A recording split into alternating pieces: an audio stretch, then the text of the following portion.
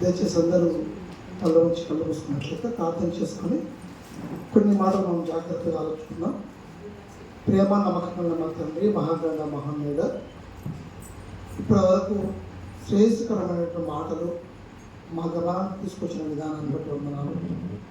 నిజంగా మాటల ద్వారా, పాటల ద్వారా మా హృదయాలను బట్టి మరొకసారి మమ్మల్ని మీ పనిలో పురుగొల్పడానికి, మరి ముఖ్యంగా మీ ఆశలని, మీ యొక్క ఆలోచన నెరవేర్చడానికి సాధనాలుగా మలుచుకుంటున్న విధానాన్ని బట్టి వందనాలు. మరికొన్ని మాటలు మీ దాసుడైన నేను ఈ కుమారుని నిలబెట్టుకొని పలుకుతున్న ప్రతి మాట నిజంగా మీకు మహిమకరంగా, మీకు ఘనత తెచ్చేటట్టుగా కృప చూపమని, ప్రతి ఒక్కరికి వినగలిగేటువంటి చెవులు, గ్రహించేటువంటి మనసు దయచేయమని ఈ చిన్న ప్రార్థన యేసుక్రీస్తు నామమున అడిగి వేడుకుంటున్నాం తండ్రి, ఆమేన్. అందరికీ మరొకసారి క్రీస్తునామమున ప్రత్యేకమైన వందనాలు తెలియజేస్తున్నాను. మరి నిజంగా చాలా అద్భుతమైనటువంటి మాటలు మనము ఈ రాత్రి కాలం విన్నాము.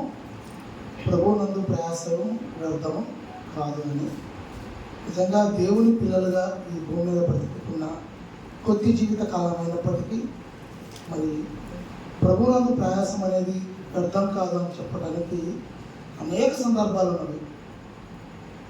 మరి ఎక్కడెక్కడికో వెళ్ళి ఎవరెవరియో ఎగ్జాంపుల్స్ చెప్పేకంటే నిజంగా ప్రభువునందు ప్రయాసం వ్యర్థం కాదు అని చెప్పడానికి మనందరికీ కళ్ళ ముందు మరి కదలాడి మనందరినీ ప్రేమపూర్వకంగా పలకరించి నిజంగా మనల్ని ఇంత స్థిరంగా ఉంచినటువంటి మన ఆత్మీయ సహోదరుడు జాన్సన్ అన్న గారే.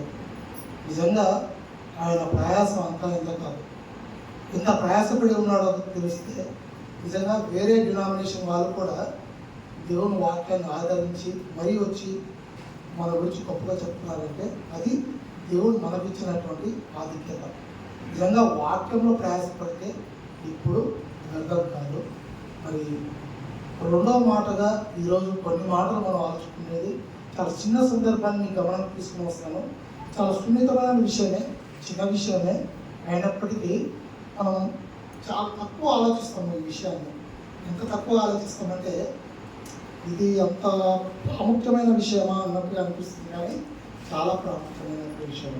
కొన్ని విషయాలు నిజంగా లేఖనాలని చదవటము, వాక్యాలు వినడము ఎంత ఉన్నతంగా ఉంటుందో ఈ రాత్రికాలం మీ మాటలు విన్న తర్వాత మీకే అర్థమవుతుంది. మరి నేను చెప్పాలనుకున్న అంశము యథార్థత తెచ్చే గౌరవం. యథార్థత తెచ్చే గౌరవం. నిజంగా యథార్థత అంటే ఏంటి? యథార్థత ఉన్నదిన్నట్టు మాట్లాడడము, లోపల ఒకటి బయట ఒకటి కాకుండా ఉన్నదిన్నట్టు మాట్లాడడానికి యథార్థత అంటారు. నిజంగా ఈ సందర్భాన్ని ఆలోచించుకునేటప్పుడు నిజంగా చాలా సున్నితమైన విషయమే, కానీ ఒప్పుకోవడానికి చాలా కష్టమైనటువంటి మాట. ఎందుకంటే ఒకనాడు దేవుని దగ్గర నుండి వచ్చినటువంటి మనం అందరము దేవుని లక్షణాలు పిలిపించుకున్న వాళ్ళము, కానీ భూమి మీదకి వచ్చిన కొద్ది రోజుల్లోనే దేవుని లక్షణాలన్నీ కనుమరుగైపోయాయి. దానిలో ప్రాముఖ్యమైనది పవిత్రత, యథార్థత, దైవత్వము, మంచితనము. ఇలాంటి లక్షణాలు కంటికి కనుమరుగైపోయి మచ్చుకైనా కనపడని స్థితిలోకి మనుషులు చేజారిపోయారు. నిజంగా దైవ లక్షణాలు కలిగి ఉంటేనే పరలోకం వెళ్ళగలుగుతాము. ఒకవేళ దైవ లక్షణాలు కలిగి లేకపోతే, దేవునిలో ఉండేటువంటి లక్షణాలు కలిగి లేకపోతే పరలోకం వెళ్ళడం అసాధ్యము, దుర్లభం. దానిలో యథార్థత అనేది కూడా చాలా ప్రాముఖ్యత కలిగి ఉంటుంది. ఎందుకు ఈ మాట చెప్తున్నానంటే పాఠం చివరిలో ఒక అద్భుతమైన విషయాన్ని మీకు గమనానికి తీసుకుని వస్తాను. యథార్థత కోల్పోతే ఎంతటి అనర్థానికి దారితీస్తుందో మనం తెలుసుకోవడానికి చాలా ఉపయోగకరమైనటువంటి అంశం ఇది. ముఖ్యంగా ఇలాంటి లక్షణాలు అంటే దేవుని లక్షణాలు మరలా మనం తిరిగి పొందడానికే సంఘానికి వస్తున్నాము. చాలామంది అనుకుంటారు సంఘానికి ఎందుకు రావాలి, సంఘంగా ఎందుకు కూడుకోవాలి అనుకుంటారు కదా. ఎందుకంటే లైవ్లో వస్తుంటాయి మాటలు, దేవుని మాటలు, మెసేజెస్ అవి వింటే సరిపోతుంది కదా అంటారు. కానీ సంఘంగా కూడుకుంటేనే సంఘంలో ఉండి ఒకనాడు మర్చిపోయినటువంటి దైవ లక్షణాలని తిరిగి మనము అవలంబించుకోవటానికి, దానిని మనము ఆపాదించుకోవటానికి మేలుకరంగా ఉంటుంది. సంఘంగా కూడుకోలేదనుకోండి, దైవ లక్షణాలు మనలో కనుమరుగైపోతూ ఉంటాయి. ఈరోజు ఈ పాఠంలో అద్భుతమైన రెఫరెన్స్గా కీర్తనల గ్రంథము 15వ అధ్యాయము 1వ వచనం జాగ్రత్తగా చూసుకున్నాం. కీర్తనల గ్రంథము 15వ అధ్యాయము 1వ వచనం, యెహోవా నీ గుడారంలో అతిథిగా ఉండదగిన వాడెవడు. ఆగడక్కడ అంటే దేవుడు చెప్తున్న మాట ఒకసారి చూడండి. యెహోవా నీ గుడారంలో అతిథిగా ఉండదగిన వాడెవడు అంటే దేవుడు ఉండేటువంటి గుడారం ఏంటిది? దేవుడు ఎక్కడున్నాడు? పరలోకము. కంటికి కనబడుతున్న ఆకాశపు ఆవరణలో ఉన్నటువంటి పరలోకము దేవుని గుడారం అయితే, ఆ గుడారంలో అతిథిగా ఉండదగిన వాడెవడు అన్నాడు. అతిథి అంటే గెస్ట్ అండి. ఓకే, మీకు బాగా అర్థం కావడానికి మన ఇంట్లో నలుగురు ఉన్నాం అనుకోండి. నలుగురు మనం ఉన్నప్పుడు మనం వండుకునేది ఎలా ఉంటుంది, మనం ఇంట్లో మసులుకునే విధానం ఎలా ఉంటుంది, మన డైలీ లైఫ్ స్టైల్ ఎలా ఉంటుంది, రొటీన్గా ఉంటుంది. అదే గెస్ట్ వచ్చాడు అనుకోండి, ఎలా ఉంటుంది? గెస్ట్ వచ్చాడు అనుకోండి కొంచెం స్పెషల్ ఉంటుంది. మన నలుగురు ఉన్నట్టుగా ఉండదు, లైఫ్ స్టైల్ కొంచెం చేంజ్ ఉంటుంది, డైలీ రొటీన్ కూడా కొంచెం చేంజ్ ఉంటుంది. టిఫిన్ చేంజ్ అవుతాయి, లంచ్ చేంజ్ అవుతూ ఉంటుంది, డిన్నర్ చేంజ్ అవుతూ ఉంటుంది.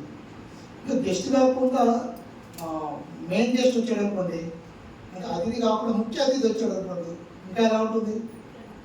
చాలా ఇంపార్టెన్స్ ఇస్తారు, అసలు మామూలు ఇంపార్టెన్స్ కాదు. ఏమండి ఈరోజు మా ఇంట్లో ప్రేయర్ మీటింగ్ పెట్టుకున్నాము, మెయిన్ గెస్ట్గా వాళ్ళని బ్రదర్ని పిలుస్తున్నానంటే అందరూ వచ్చినా సరే కానీ మెయిన్ గెస్ట్ కోసం ఎదురు చూస్తుంటాము. ఎందుకు?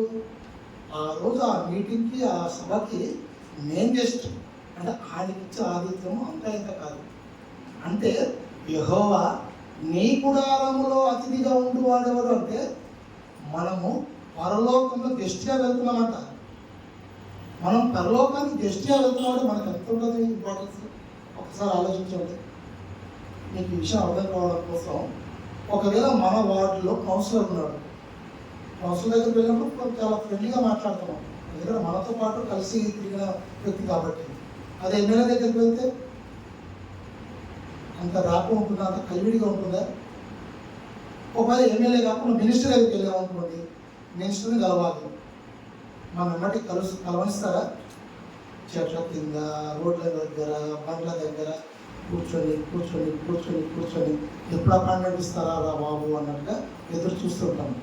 కానీ వీళ్ళందరికంటే గొప్పవాడు మన కన్న తండ్రి పరలోకం ఉన్నాడు. పరలోకం ఉన్నట్టు తల్లి చెప్తున్న మాట ఏంటంటే, యెహోవా నీ గుడారంలో అతిథిగా ఉండదగిన వాడేవాడు అని చెబుతూ, రెండోది నీ పరిశుద్ధ పర్వతం మీద నివసింపదగిన వాడేవాడు అన్నాడు. అంటే ఆయన దగ్గర నివసించేవాడు ఎవరు అని కృషి చేస్తున్నాడంటే ప్రశ్న ప్రతి ఒక్కరికి. నిజంగా ఇక్కడ ప్రశ్న వచ్చింది అంటే ఎలిజిబిలిటీ, అర్హత ఎవరైనా ఉన్నారా అని అడుగుతున్నారు. నిజంగా అక్కడ గుడారంలో అతిథిగా వెళ్ళాలంటే మొదటిగా మనం రావాల్సింది ఎక్కడో తెలుసా? ఇక్కడ ఒక గుడారం ఉంది. ఇక్కడ ఏం గుడారం తెలుసా? సంఘం అనే గుడారము. చర్చ అనొద్దు. చర్చిలో నాకు సరైన మర్యాద దొరకట్లేదు, చర్చిలో నన్ను పట్టించుకోవట్లేదు అనడం కంటే సంఘానికి రావటం లేదు, సంఘము అనే పదాలు వాడాలి. చర్చి అనే పదం అసలు సరైనది కాదు. వాక్యం ఎంత నేర్చుకున్నా ఇంకా మన మాటల ధోరణిలో చర్చి అనే పదం వస్తుంది అంటే చాలా పొరపాటు పడుతున్నాం అన్నట్లు. సంఘంలో చేర్చబడ్డ వాళ్ళు ఎవరో వాళ్ళే పరలోకంలో ఉన్నటువంటి ఆ గుడారంలోనికి చేర్చబడతారు. ఇక్కడ సంఘంగా ఎవరైతే సంఘంలో చేర్చబడుతూ అతిథులుగా ఉంటారో వారే పరలోకంలో ఉన్న గుడారంలో అతిథిగా చేర్చబడతారు అనే విషయం మనకి అర్థమవుతుంది. పైన ప్రశ్నించారు కదా, ప్రశ్నలాగా 1వ వచనం ఉంది, 15వ అధ్యాయం 1వ వచనం ప్రశ్నలాగా ఉంది. సమాధానం కూడా 2వ వచనంలో అద్భుతంగా ఉందండి. యథార్థత తెచ్చే గౌరవం అన్నప్పుడు రెండవ వచనము దానికి సమాధానం చూడండి. యథార్థమైన ప్రవర్తన కలిగి నీతిని అనుసరించుచు హృదయపూర్వకంగా నిజం పలుకు వాడే అట్టివాడు నాలుకతో కొండములాడు, తన చిలికానికి కీడు చేయడు. ఓకే, మనకి రెండవ వచనం వరకు ఆలోచించుకుందాం. యథార్థవంతమైన ప్రవర్తన కలిగి నీతిని అనుసరించుతూ హృదయపూర్వకంగా నిజం పలుకువాడే అన్నాడు. అంటే యథార్థవంతులు అంటే ఎవరో తెలుసా? యథార్థవంతమైన ప్రవర్తన కలిగి ఎవరైతే నిజం పలుకుతారో వాళ్ళే యథార్థవంతులు. నిజంగా యథార్థవంతమైన ప్రవర్తన కలిగి నిజం పలికేవారు మనసులో ఏదుందో అదే మాట్లాడతారండి. మనసులో ఏదుందో అదే మాట్లాడతారు. మనసులో ఒకటి పెట్టుకొని పైపు ఒకటి మాట్లాడుతున్నారంటే వారు యథార్థ ప్రవర్తన కలిగిన వారు కారు. వాళ్ళు ఏం చేస్తారంట? నీతిని అనుసరించుతూ హృదయపూర్వకంగా నిజము మాట్లాడతారంట. నిజంగా ఈ మాట చదువుతున్నప్పుడు నిజంగా వాక్యాన్ని వింటూ వింటూ వింటూ ఉంటే నిజంగా వాక్యము జుట్టు తేనె దారాల కంటే తీయగా ఉంటుంది అన్నప్పుడు అది ఎలా సాధ్యం అనుకున్నప్పుడు వాక్యాన్ని ఎక్కువగా వినాలండి. ఎక్కువ వాక్యాన్ని వినాలి. అన్నవాళ్ళు చెప్తున్న ప్రతి మాట, అంటే మన యూనివర్సిటీలో ఉన్నటువంటి ప్రతి అన్నవాళ్ళు చెప్తే మాట వినాలి. ప్రతి ఒక పాఠము అన్నవాళ్ళు ఒక్కొక్కరు వాళ్ళ వాళ్ళ వ్యవహార శైలిలో వాళ్ళ ప్రామాణిక భాషలో చెప్తూ ఉంటారు కదా. ప్రతి మెసేజ్ నానా రకాలుగా వాళ్ళు చెప్తున్నప్పుడు ఎగ్జాంపుల్ బాగా అర్థం చేసుకోగలిగితే నిజంగా వాక్యం బాగా అర్థమవుతుంది. యథార్థ ప్రవర్తన అంటే ఏంటో తెలుసా? నీతిని అనుసరించుతూ హృదయపూర్వకంగా నిజం పలికేవాడే యథార్థవంతుడు అంటారు. కానీ సంఘాలలో ఎలా ఉంటుందో తెలుసా? సంఘాలలో అంటే ఎక్కడో కాదు, మన సహోదరులు మన సహోదరిమణులు మన వాళ్ళే మాట్లాడుతున్నప్పుడు ఎంత యథార్థంగా మాట్లాడతారో మనమే పరిశీలించుకోవచ్చు. నేను అట్లా మాట్లాడను బ్రదర్, నేను అట్లా మాట్లాడను సిస్టర్ అంటారు. ఆ వాస్తవం అనేది హృదయపూర్వకంగా నిజం పలుకుతున్నాడో లేదో ఎదుటి వారికి తెలియకపోయినా పైనున్న పరలోకంలో ఉన్న కన్న తండ్రికి మాత్రం ఖచ్చితంగా తెలుస్తూ ఉంటుంది. కొన్ని సందర్భాల్లో సెటర్లు కూడా ఇస్తుంటారు, సెటర్లు వేస్తుంటారు. సెటర్లు వేసినప్పుడు ఎదుటి సహోదరుడు కానీ ఎదుటి సహోదరి అని కానీ బాధపడుతుందన్న విషయం తెలుసు, అయినా సెటర్లు వేస్తూ ఉంటాం. సెటర్ వేసిన తర్వాత దాన్ని సరిగా మనం ఏమంటారు కవర్ చేసుకోవడానికి, దాన్ని కప్పుపుచ్చుకోవడానికి మరి వితండవాదంగా ఒక గంట సేపు చర్చిస్తూ ఉంటారు. నేను అలా అనలేదు బ్రదర్, నేను అట్లా అన్నాను. అసలు నేను ఎందుకంట నేను నిన్నంటానా? అయ్యో నేను అనేట్టున్నా, నేను అనేను. కానీ వాస్తవానికి ఎదుటి వారు మాట్లాడకుండా మౌనంగా ఉన్నంత మాత్రాన వారు తప్పులు ఒప్పుకున్నారని కాదండి. మనం ఒక గంట సేపు చెప్తున్నాం అనుకోండి ఒక విషయం గురించి, లేదా ఒక అరగంట చెప్తున్నాం అనుకోండి, ఎదుటి వారు మాట్లాడకుండా మౌనంగా ఉన్నారంటే మన వాదన కరెక్ట్ అని, మనం చెప్పేది నిజమని వాళ్ళు ఒప్పుకొని అంగీకరించాలనుకోవడం చాలా పొరపాటు. ఎందుకంటే తెలుసా, వాళ్ళతో చెప్పిన ఉపయోగం ఉండదు. కాబట్టి డిస్కస్ చేయకుండా మౌనంగా ఉండడమే కరెక్ట్ అంటుంటారు.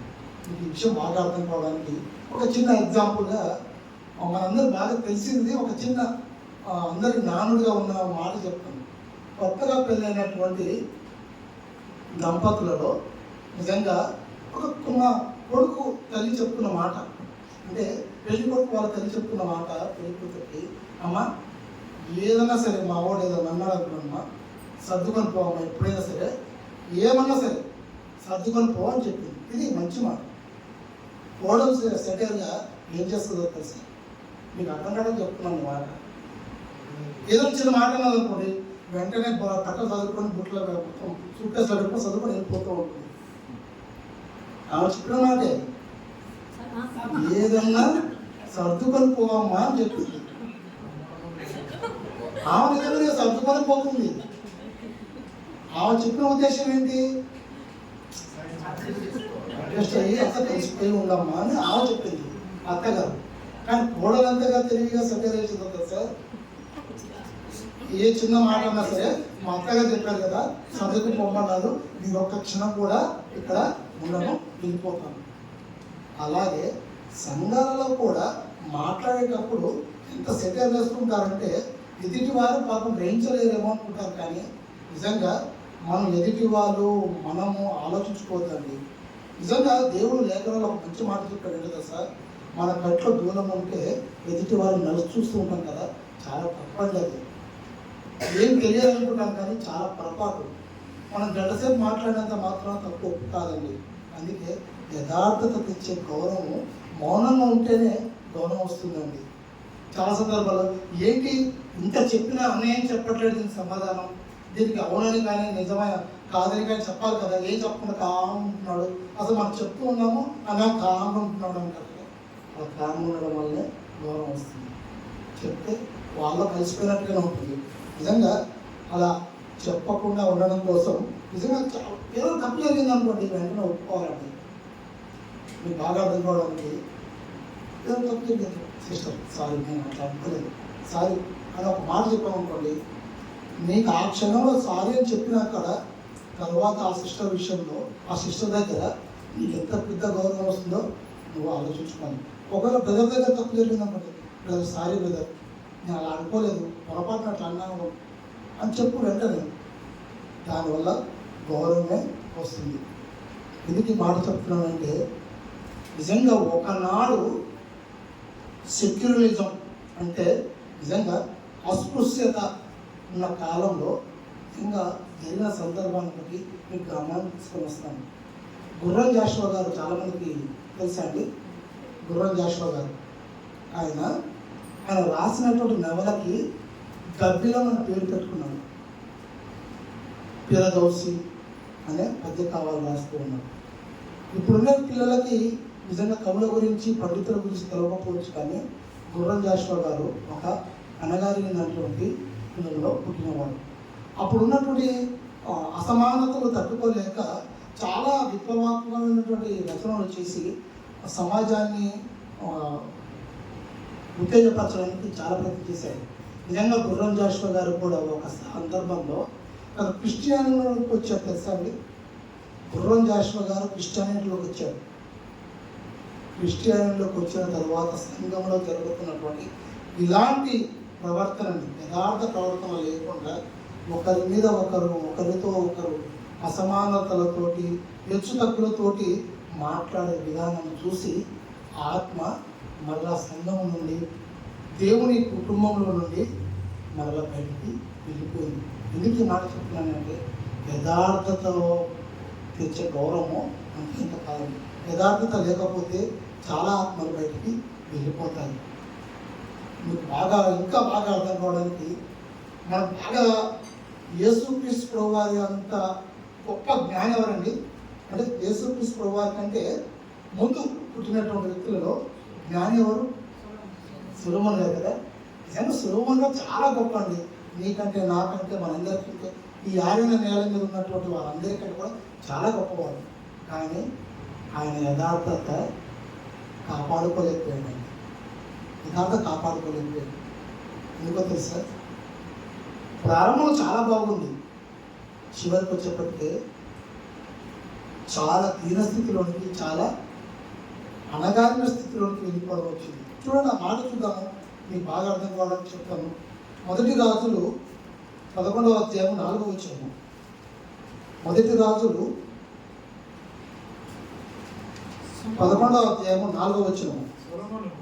సొలొమోను వృద్ధునైనప్పుడు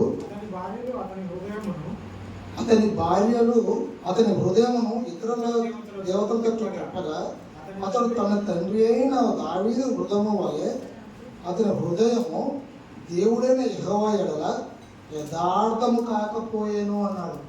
అంటే ప్రేమణ దేవుని పిల్లలారా, ఇక్కడ బాగా జ్ఞాపకం పెట్టుకోవాల్సిన విషయం ఏంటంటే, తన తండ్రి అయిన దావీదు హృదయము వలె యథార్థత కాకపోయేను అన్నాడు. అంటే యథార్థవంతమైన హృదయం ఎవరికి ఉంది? దావీదు గారికి ఉంది. యథార్థవంతమైన హృదయము ఎవరికి లేదు? సొలొమోను గారికి లేదు. ఎందుకు లేదు అంటే చూడండి, 9వ వచనంలో ఎందుకు లేదో దానికి వివరణ తెలుస్తుంది మనకి. ఇశ్రాయేలు దేవుడైన యెహోవా అతనికి 2 మార్లు ప్రత్యక్షమయ్యాడంట. అంటే నన్ను పుట్టించిన కన్నతనేను దేవాది దేవుడు సొలొమోను గారికి 2 సార్లు ప్రత్యక్షమయ్యి హెచ్చరించాడు. బాబు, నువ్వు ఈ తప్పు చేస్తున్నావు కదా, ఈ తప్పు నేను ఒప్పుకొని మరలా నీ బ్రతుకుని తిప్పుకో, సరిదిద్దుకో అన్నాడు. ఎవరు చెప్పాడు? దేవుడు సొలొమోను చెప్పాడు. దేవుడే 2 సార్లు ఆయనకు ప్రత్యక్షమయ్యి నీ తప్పును దిద్దుకోమని చెప్పినా కూడా తన యథార్థతని కాపాడుకోలేకపోయాడు. మరలా అలా తప్పు చేశాడు. అలా తప్పు చేసినందుకు ఆయన జరిగింది ఏంటో, యథార్థతను ఒప్పుకున్నందుకు దావీదు గారికి జరిగింది ఏంటో మనం తెలుసుకోగలిగితే, మరి వంశావళి గురించి మనం అంతా చదువుకుంటూ ఉంటాం. వంశావళి, ముఖ్యంగా వంశావళి గురించి ఎక్కడ రాయబడుతుందంటే మత్తయి సువార్తలో రాయబడుతుంది. మత్తయి సువార్తలో అంత వివరంగా తెలియకపోయినా నిజంగా లూకా సువార్త 3వ అధ్యాయము ఒకసారి చూడగలిగితే దయచేసి చూడండి. లూకా సువార్త 3వ అధ్యాయము, లూకా సువార్త 3వ అధ్యాయము వంశావళి గురించి చెప్తూ 31వ వచనంలో ఒక అద్భుతమైన మాట చెప్తున్నాడు. చూడండి, లూకా సువార్త 3వ అధ్యాయము 31వ వచనం. ఎల్యాకీము ఏలాకు, ఎలయా నిన్నేకు, నిన్నే మత్తాతాకు, మత్తాత నాతానుకు, నాతాను దావీదునకు అన్న మాటలు అండర్లైన్ చేసుకోండి. ఏంటంటే దావీదుకి ఎవరు పుట్టారు? నాతాను. అలాగే మనకు వెనక్కి చదువుకుంటూ వెళ్తే నాతానుకు మత్తతాకు యోనాను. ఇలా వంశాలను చదువుకుంటూ వెళ్తున్నప్పుడు ఇక్కడ మీకు విషయాన్ని ఒకటి బాగా జ్ఞాపకం చేసుకోవాలి. ఏంటో తెలుసా? దావీదు గారు ఒక తప్పు చేశారు. అవునా? దావీదు గారు ఒక తప్పు చేశారు. ఏంటిది? భార్యతోటి బెత్షెబాతోటి తప్పు జరిగింది కదా. నువ్వు చేసింది తప్పు అని ఒక వ్యక్తి, ఒక మనిషి, ప్రవక్త చెప్తున్న మాట ఏంటో తెలుసా? ఎవరా ప్రవక్త? నాతాను గారు చెప్తున్న మాట. నాతాను చెప్పిన మాట ఆయన తప్పును దిద్దుకొని యథార్థత కలిగి ఉన్నాడు. తప్పును ఒప్పుకొని యథార్థతను కలిగి ఉన్నాడు. కాబట్టి దావీదు గారు తన కుమారుడికి ఎవరి పేరు పెట్టారు తెలుసా? మరలా తన తప్పును హెచ్చరించినటువంటి నాతాను పేరే పెట్టాడంటే ఎంత గొప్ప వ్యక్తి అండి, ఎంత గొప్ప ఆలోచన. మీరు ఒకసారి ఆలోచించండి. వచనాలు, లేఖన భాగాలు చదువుతున్నప్పుడు మెల్లమెల్లగా మనం అలా ఆలోచించుకోగలిగితే యథార్థతను కలిగి ఉన్నాడు దావీదు. తను చేసిన తప్పును తప్పు అని హెచ్చరించిన నాతాను పేరే తన కడుపున పుట్టిన కొడుకుకు పెట్టుకున్నాడు దావీదు గారు. అలాంటి వ్యక్తిత్వం కలిగినటువంటి వ్యక్తి దావీదు గారు. కానీ సొలొమోను గారు అలాంటి యథార్థతను కలిగి లేడు. కాబట్టి విశ్వాస వీరుల జాబితా పట్టికలో ఎవరి పేరు లేదు? ఉందా? ఎవరి పేరు ఉందండి? యథార్థతను కలిగి ఉన్నటువంటి వాళ్ళ పేరే ఉంటుంది, కానీ యథార్థత లేని వాళ్ళ పేరు ఉండదు. కానీ యేసుక్రీస్తు ప్రభు వారి కంటే ముందు ఉన్న గొప్ప జ్ఞాని అయినప్పుడు సొలొమోను గారి పేరు లేకపోవడం ఏంటండి? అసలు ఆలోచించండి. మీరు ఎప్పుడైనా ఆలోచించారా? విశ్వాస మీద జాబితా పేరు పట్టికలో వాళ్ళ పేర్లు లేకపోవడం కారణం తెలుసా? యథార్థత లేకపోవడమే. ఏముంది లేదు నేను మాట్లాడితే ఎవరేమనుకుంటారు అని చాలా సిల్లీగా అనుకుంటాం. కానీ విశ్వాస వీర జాబితా పట్టికలో లేదు అంటే, జీవగ్రంథంలోకి వెళ్ళే పేరు తీసివేశాడంటే, పైకి ఒకటి లోపల ఒకటి పెట్టుకొని మాట్లాడితే చాలా తప్పు జరుగుతుంది. దావీదు గారు తను చేసిన తప్పుని వెంటనే సరిదిద్దుకున్నాడు. తన తప్పును హెచ్చరించిన నాతాను ప్రవక్త పేరే తన కుమారుడిగా పెట్టుకున్నాడు. కాబట్టి ఆయన విశ్వాస వీర జాబితా పేరు పట్టికలో చేర్చుకోలేదు. ఇది బాగా అర్థం కావడానికి ఇంకా, ఎందుకంటే మనం దేవుణ్ణి ఎదుగుతున్న పిల్లలం కాబట్టి మనల్ని ఉద్దేశించి యేసుక్రీస్తు వారు ఉపమాన రీతిగా ఒక మంచి హెచ్చరికతో కూడిన మాట చెప్పాడు. ఎందుకో తెలుసా? చిన్న చిన్న పొరపాట్లు జరుగుతుంటాయి కదా, ఆ పొరపాటు సరిదిద్దుకోవడానికి ఉపమాన రీతిగా కొన్ని వచన భాగాలు పెట్టడం జరిగింది. చూడండి, లూకా సువార్త 18వ అధ్యాయము, లూకా సువార్త 18వ అధ్యాయము 9వ వచనం. 18వ అధ్యాయము 9వ వచనము. తామే నీతిమంతులమని తాము నమ్ముకున్న ఇతరులను తృణీకరించు కొందరితో ఆయన ఈ ఉపమానం చెప్పాను అన్నాడంటే ఎవరికి చేయకూడదు సార్? మనలాంటి వారందరి గురించి చెప్తున్న మాట. మేమే నీతిమంతులమండి, మేము దేవుణ్ణి నమ్ముకున్నాము, మాకు దేవుడు తెలుసండి, మేము దేవుడిని ఆనుకున్న వాళ్ళము, దేవుడిని ఎరిగిన వాళ్ళము అని అనుకునే వారు ఎవరైతే ఉన్నారో వారిని ఉద్దేశించి దేవుడు ఉపమాన రీతిగా చెప్తున్నమాట. ఇక్కడ సందర్భంలో ఏంటంటే ఒకరు పరిచయాలు ఉంటారు, ఒకరు సుంకరు ఉంటారు. పరిచయాలు ఏమని చెప్తారో తెలుసా? తాము చేసిన క్రియలన్నీ అసలు జ్ఞాపకం చేసుకుంటూ వారు చేసిన తప్పును ఒప్పుకోరు పరిచయం. అక్కడ సందర్భము మరి 18వ అధ్యాయం 9వ వచనం నుండి 14వ వచనంలో చదివిన వాక్యంలో ఏమని చెప్తారో తెలుసా? మేము చోరులం కాదు, అన్యాస్తం కాదు, వ్యభిచారం కాదు, ఇతర మనుషుల వల్ల లేము, సుంకర వల్ల లేము, వారం 2 వారాలు ఉపవాసం చేస్తున్నాం, వాళ్ళు చేస్తున్న పనులు చెప్తున్నారు, బాగుంది. కానీ ఎదుటి వారిని ఎత్తి చూపెడుతూ వారే తప్పు చేశారు, మేము కరెక్ట్గా ఉన్నాము, నాదేం తప్పలేదు బ్రదర్, అంత తప్పంతా మీదే, నాదేం తప్పలేదు సిస్టర్, తప్పంతా మీదే అన్నట్టుగా పరిచయం చెప్తూ ఉంటే సుంకరు చెప్తున్న మాట ఏంటి తెలుసా? సుంకరు చెప్తున్న మాట, అయితే సుంకరి దూరంగా నిలబడి ఆకాశం వైపు కన్నులెత్తుటకైనను ధైర్యము చాలక రొమ్ము కొట్టుకొనుచు, దేవా పాపినైనా నన్ను కరుణింపుమని పలికేను అన్నాడు. నిజంగా సుంకరి ఆకాశం వైపు కన్నులెత్తి చూసాడు అంటే ఎందుకు చూసుంటాడు చెప్పండి? ఎందుకు చూసుంటాడు? దీని అర్థం ఏంటో తెలుసా? నిజంగా ఆయన వాక్యం తెలవకపోవచ్చు, కానీ అక్కడ గూఢార్థమైన విషయం ఏంటో తెలుసా? ఆకాశం వైపు ఎందుకు కన్నులెత్తాడు తెలుసా? ఆకాశము దేవుని సింహాసనము, దేవుడు కూర్చున్న సింహాసనం వైపు నేను చూడగలనా? అసలు ఆయన వైపు చూసేంత స్తోమత కానీ అర్హత కానీ నాకుందని సుంకరి తన్ను తాను తగ్గించుకుంటూ రొమ్ములు కొట్టుకుంటాడండి. రొమ్ము ఎప్పుడు కొట్టుకుంటారండి? తట్టుకోలేని బాధ, తట్టుకోలేనంత బాధ ఉంటేనే రొమ్ములు కొట్టుకుంటుంటారు. అలా రొమ్ములు కొట్టుకుంటూ నేను చేసుకున్న మాట ఏంటి తెలుసా? పాపినైనా నన్ను కరుణింపుము అన్నాడు. నిజంగా ఇలాంటి స్వభావం ఉంటేనే యథార్థవంతులుగా ఉంటాం. ఇలాంటి స్వభావం ఉంటేనే యథార్థవంతులుగా ఉంటాం. ఎందుకో తెలుసా? కీర్తన గ్రంథము 15వ అధ్యాయము 2వ వచనం మనం ఇంతకుముందు చదువుకున్నాం కదా. యథార్థవంతమైన ప్రవర్తన కలిగి నీతిని అనుసరించుచు హృదయపూర్వకంగా నిజము పలుకువాడే యథార్థవంతుడు. అక్కడ పరిచయులు యథార్థ ప్రవర్తన కలిగి నీతిని అనుసరించుకున్నారంటే యథార్థ ప్రవర్తన కలిగి ఉన్నారు, కానీ హృదయపూర్వకంగా నిజం పలకట్లేదు.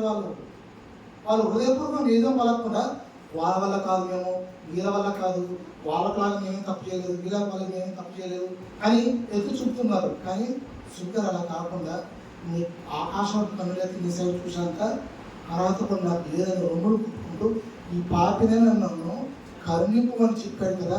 ఆ మాటకి కింద వచ్చిన భాగంలో అతని కంటే ఇతడు నీతిమంతుడిగా చేర్చబడి తన ఇంటికి వెళ్ళానని మీతో చెప్తున్నానంటే, సుంకరు పరలోకం వెళ్ళటానికి, పరలోకంలో ఉన్నటువంటి గుడారంలోకి వెళ్ళడానికి, అతిథిగా వెళ్ళడానికి సుంకరి నీతిమంతులుగా తీర్పు పొందాడు. కానీ పరిసయ్యులు నీతిమంతులుగా తీర్పు పొందలేకపోయారు. కారణం ఏంటో తెలుసా? నీతిని అనుసరిస్తూ హృదయపూర్వకంగా నిజం పలకలేకపోయారండి. హృదయపూర్వకంగా నిజం పలికితేనే పరలోకం వెళ్తాము. హృదయపూర్వకంగా నిజం పలకకపోతే పరలోకం వెళ్ళము. మీకు బాగా అర్థం కావడానికి మనలో ఉన్నవాళ్ళు, మన వాళ్ళు కొంతమంది విషయాలు మీకు మర్చిపోయిన మాటలు చెప్తాను. పాపం లలిత ఉంది, ఎగ్జాంపుల్ చెప్తున్నాను. తను కూరగాయలు ఏది పళ్ళు పెట్టుకుంది, పాపం జోకడం రావట్లేదు ఒకటి. రెండోది లెక్కలు చేయడం కూడా రావట్లేదు.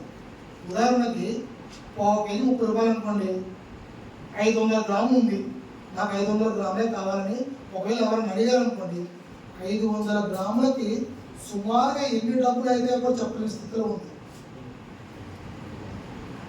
అలాంటి వారు నిజంగా యథార్థవంతమైన ప్రవర్తన కలిగి నీతిని అనుసరిస్తూ హృదయపూర్వక నిజమే చెప్తారండి. నిజం చెప్తారు. కొంతమంది ఉంటారు క్లాసుల్లో తేడా చేయడము, లెక్కల్లో తేడా చేయడము, అదరగొట్టడము, నువ్వు తీసుకున్నావని చెప్పడం, ఎక్కడిచ్చారో 100 రూపాయలు ఇవ్వలేదు అనడం, ఇలాంటి వాళ్ళు ఉంటారు. వాళ్ళకంటే దేవుడు ఇలాంటి వారినే దృష్టి పెడతాడు. అలా పరిసరం మీద దృష్టి పెట్టలేదు దేవుడు, సుంకరి మీద దృష్టి పెట్టి సుంకరినే నీతిమంతుడు అని చెప్పడం జరిగింది. ఇంకో చిన్న సందర్భం చూద్దాము. యోహాను సువార్త 1వ అధ్యాయము 19వ వచనం. ఇంకో చిన్న సందర్భం, యోహాను సువార్త 1వ అధ్యాయము 19వ వచనం.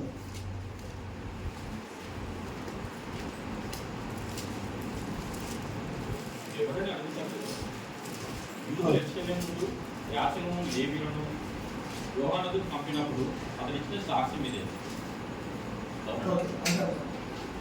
ఓకే, యోహాను సువార్త 1వ అధ్యాయము 19వ వచనంలో, నీ ఎవరిని అడుగుటకు యూదులు యెరూషలేము నుండి యాజకులను లేవీయులను యోహాను వద్దకు పంపినప్పుడు అతడిచ్చిన సాక్ష్యం ఇదే అన్నాడు. అంటే బాప్టిజం ఇచ్చి యోహాను గారు మరి తోలు దగ్గర కట్టుకున్నాడు, అరణ్యంలో నివసిస్తున్నాడు, మరి తేనె తాగుతున్నాడు, మరి మిడతలు తింటూ ఉన్నాడు, మరి జనాల్లో కలవకుండా ప్రత్యేకంగా ఉన్నాడు కదా.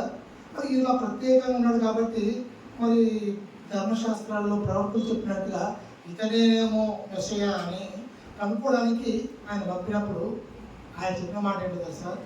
నేను కాదు, మీరు ఎదురు చూస్తున్న వాళ్ళని యథార్థంగా ఉన్నది ఉన్నట్లే చెప్పాడు. ఒకవేళ అవును నేనే మీరు వెతుకుతున్నటువంటి మెస్సయ్యను అని అక్కడ ఆయన గొప్ప చేసుకుందామని ఒప్పుకున్నాడు అనుకోండి, ఆయన గౌరవం దక్కేదండి. ఎందుకు గౌరవం దక్కలేదు సార్?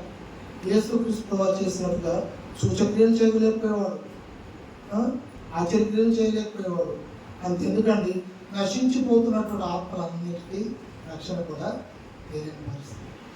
కానీ యోహాను గారు అక్కడ యథార్థ ప్రవర్తన కలిగి నీతిని అనుసరించుతూ హృదయపూర్వకంగా నిజమును పలికాడు కాబట్టి, నేను కాదు మీరు వెతికే వ్యక్తిని, నా వెనకాల వస్తాడు, నాకంటే గొప్పవాడు, ఆయన చెప్పులు మోయడానికి కూడా నేను పాత్రులను కానని ఎంత యథార్థంగా ఒప్పుకున్నాడండి.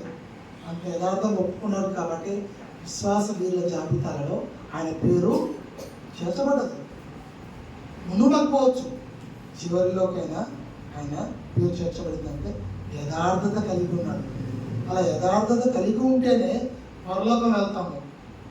యథార్థత కలిగి లేకపోతే పరలోకం వెళ్ళడం చాలా తప్పండి, చాలా తప్పు. నిజంగా లేఖన భాగాలు ప్రతిదీ కూడా మనల్ని హెచ్చరించుతూ దేవుడు మరలా తన దగ్గరకు రావడం కోసం ఎన్నో మాటలు రాయించాడండి. ఒకటి లేదు ఒకటి ఉంది అని కాదు, ప్రతి మాట దేవుడు మన కొరకే రాయించాడు. మీకు బాగా అర్థం కావడానికి 1 యోహాను, మీకు ఆ మాట చెప్తే బాగా అర్థమవుతుంది. 1 యోహాను 1వ అధ్యాయం 9వ వచనంలో మంచి అద్భుతమైన మాట రాయించాడు చూడండి. 1 యోహాను 1వ అధ్యాయం 9వ వచనం, మన పాపములను మనం ఒప్పుకొని ఎడల ఆయన నమ్మదగిన వాడును నీతిమంతును కనుక ఆయన మన పాపము క్షమించి సమస్త దుర్నీతి నుండి మనం పవిత్రులుగా చేయను అన్నాడు. అంటే మనం తప్పు ఒప్పుకోవడం అంటే బాప్టిజం తీసుకోక ముందు మనం చేసిన తప్పుల గురించి చెప్పడం కాదండి. బాప్టిజం తీసుకోక ముందు మనం చేసిన తప్పులను ఒప్పుకోవడం, సాక్ష్యం ఇవ్వడం కాదు.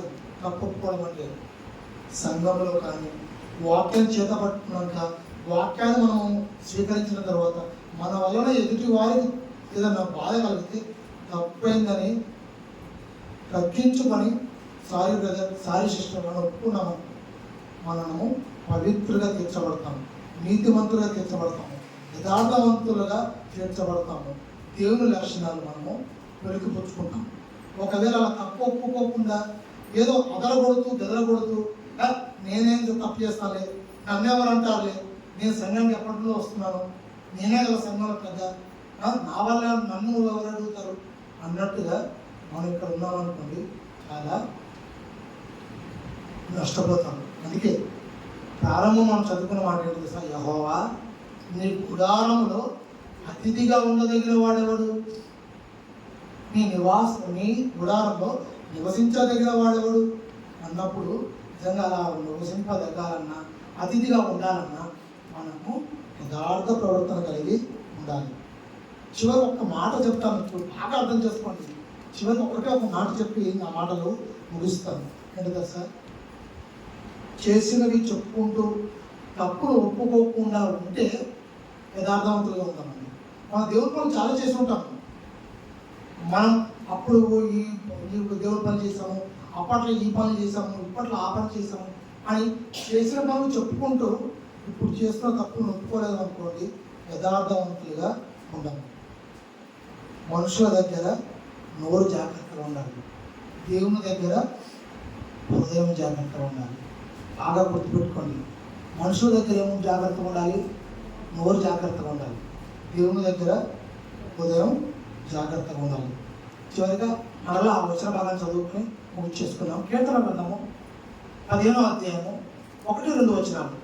కీర్తన గ్రంథము 15వ అధ్యాయము 1-2 వచనాలు. యెహోవా, నీ గుడారములో అతిథిగా ఉండదగిన వాడెవడు? నీ పరిశుద్ధ స్థలములో నివసింపదగిన వాడెవడు? అవునా? యథార్థమైన ప్రవర్తన కలిగి నీతిని అనుసరించుచు హృదయపూర్వకంగా నిజము పలుకు వాడే నీ దగ్గర అతిథిగా ఉండగలవాడు, నీ పరిశుద్ధ స్థలంలో నివసింపదగిన వాడు. దేవుడి గుడారంలో అతిథిగా ఉండాలన్నా, ఆ నివాస స్థలాలలో మనము నివసించాలన్నా యథార్థ ప్రవర్తన కలిగి ఉండాలి. అలాంటి యథార్థ ప్రవర్తన కలిగి ఉంటేనే గౌరవం నాకు వస్తుంది. మనుషుల దగ్గర నోరు దాచుకుంటే మనకు గౌరవం వస్తుందండి. ఒకసారిలాగా మాట్లాడుతున్నాం అనుకోండి, గౌరవం రాదు. 10 మాటలు మాట్లాడినా తగ్గించుకుంటున్నాం అనుకోండి, ఏదో ఒక రోజు నీకు గౌరవం వస్తుంది. అందుకే మనుషుల దగ్గర నోరు జాగ్రత్తగా ఉండాలి, దేవుని దగ్గర హృదయం జాగ్రత్తగా ఉండాలి. ఆయన పరిశుద్ధ స్థలంలో నివసించాలన్నా, ఆయన గుడారంలో అతిథిగా ఉండాలన్నా యథార్థ ప్రవర్తన కలిగి ఉండాలని మరొకసారి మీ అందరికీ ప్రేమపూర్వకం కోరుకుంటూ నా మాటలు ముగిస్తున్నాను. కలుపుకుని ప్రార్థన చేస్తున్నాం. ప్రేమ నమ్మకం మా తండ్రి, మహాగణ మహానీయుడ, నిజంగా ఈ రాత్రి కాలము మరి ఎన్నో మాటలుగా మేము ఇప్పటి వరకు లేఖనాల పరిశోధన సదస్సులో అనేక మాటలు పాటల రూపంలో మేము నేర్చుకుంటూ వస్తున్నాం. కానీ నిజంగా యథార్థత వలన యథార్థత తెచ్చేటువంటి గౌరవం ఏంటో ఈ రాత్రికాలం మేము ఆలోచించుకుంటూ, నిజంగా నీ గుడారంలో అతిథిగా ఉండాలన్నా, మీ యొక్క నివాస స్థలాలలో మేము నివసింపాలన్నా, విశ్వాస వీరుల జాబితా పట్టికలో మా పేర్లు ఉండాలన్నా, జీవ గ్రంథంలో మా పేర్లు రాసుకోవాలన్నా యథార్థ ప్రవర్తన ఒకనాడు మీ యొక్క లక్షణాలు మర్చిపోతున్నటువంటి మాలో మరలా అలాంటి లక్షణాలు పురుగుపుచ్చుకోవడానికి వాక్య భాగాల ద్వారా హెచ్చరిస్తూ మరొకసారి యథార్థ ప్రవర్తన కలిగి ఉండాలని హెచ్చరించి మమ్మల్ని స్థిరపరిచి వాక్యం ద్వారా మమ్మల్ని స్థిరపరిచిన విధానాన్ని బట్టి వందనాలు. నిజంగా విన్న మాటలు మా హృదయాల్లో భద్రపరుచుకొని మా కుటుంబాలను కట్టుకోవడానికి కృప చూపమని ఈ చిన్ని ప్రార్థన యేసుక్రీస్తు నామములో అడిగి వేడుకుంటున్నాం తండ్రి. ఆమేన్. అందరికీ వందనాలండి.